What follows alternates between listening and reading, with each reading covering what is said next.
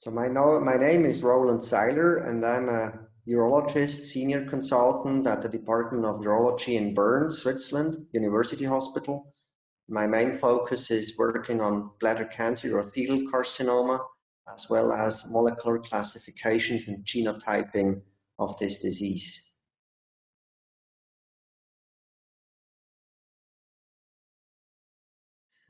The consensus classification that was published this year in European Urology was highly mandatory because there were several classification systems that were partly similar, that had some differences, and it became more and more difficult to understand the differences and the nuances from one classification system to the other.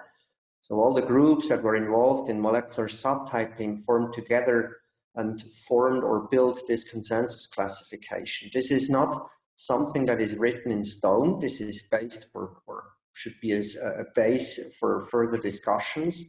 It is thought as a consolidation from previous work that unifies different classification systems. We think that it should serve as a reference for future classification system and also for future studies. So theoretically, everyone can use its own classification, but we should use the consensus as a reference to go along with, so that each study will be comparable between each other. And there will be modifications in the future. This is what we know now. In the future, knowledge may be different, so we may modify and revisit this consensus classification.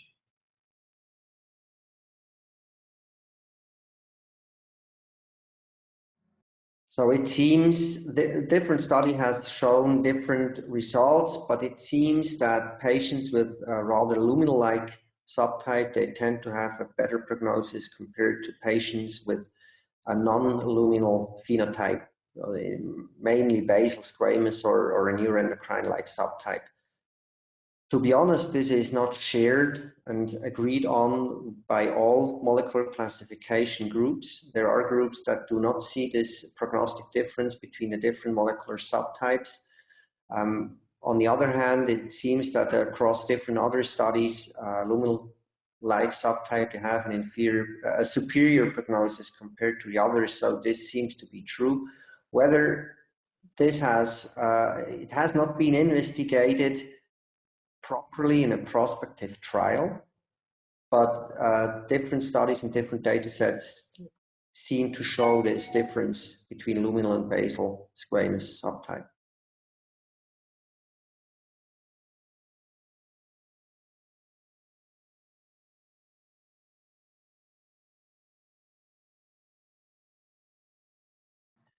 So what we know to date is that none of these classification systems has been validated to predict response to neither of the treatments that we are currently using for bladder cancer. There is hypothesis generating data that seem to show that some patients may benefit more from neoadjuvant chemotherapy, others may benefit less.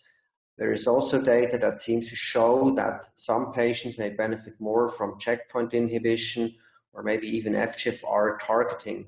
Ultimately, none of these studies has been validated yet. This is hypothesis generating and requires further investigations prior to clinical implementation.